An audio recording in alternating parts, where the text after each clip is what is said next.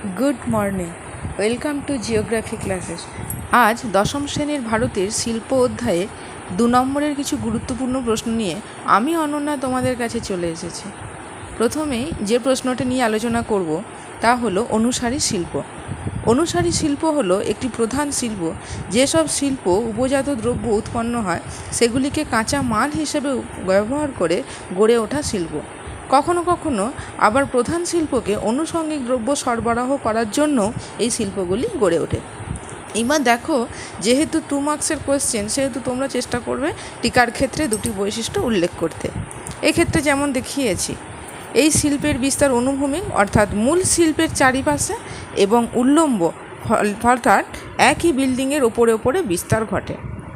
উদাহরণ হিসেবে কি বলবো, পেট্রোরসায়ন শিল্প। খনিজ তেল পরিশোধনের সময় ন্যাপথা, প্রোপেন, বুটেন উৎপন্ন হয়।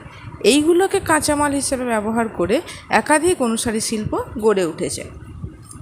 পরবর্তী প্রশ্নে আসে পণ্যসূচক। অর্থনীতিবিদ ওয়েবারের শিল্পস্থানিকতা তত্ত্ব অনুসারে পণ্যসূচক হল কাঁচা মাল ও উৎপাদিত পণ্যের ওজনের অনুপাত। ইহা 2 প্রকার। কি কি? পণ্যসূচক 1 এবং পণ্যসূচক 1-এর বেশি। পণ্যসূচক 1 হল শিল্পে ব্যবহৃত কাঁচা মাল এবং উৎপাদিত দ্রব্যের ওজন যদি সমান হয় তখন তাদের পণ্যসূচক 1 হয়। এই ধরনের কাঁচামালকে বিশুদ্ধ শ্রেণীর কাঁচামাল বলে। এই কাঁচামালের উপর নির্ভর করে গড়ে ওঠা শিল্প বাজার কিংবা কাঁচামালের উৎস যে কোনো স্থানেই গড়ে উঠতে পারে, তবে বাজারের কাছে যদি গড়ে ওঠে তাহলে তা বেশি লাভজনক হয়। নেক্সট কি না, পণ্যসূচক 1-এর বেশি। এক্ষেত্রে কাঁচামালের ওজন যদি উৎপাদিত দ্রব্যের ওজনের তুলনায় বেশি হয় তখন পণ্যসূচক 1-এর বেশি হয়।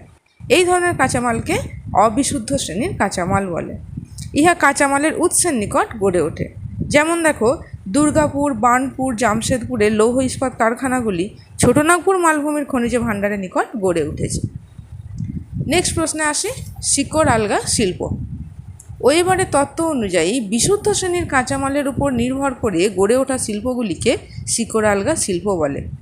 যেহেতু বিশুদ্ধ শ্রেণীর কাঁচামাল ব্যবহৃত হয় তাই এদের পণ্যসূচক 1 হয়।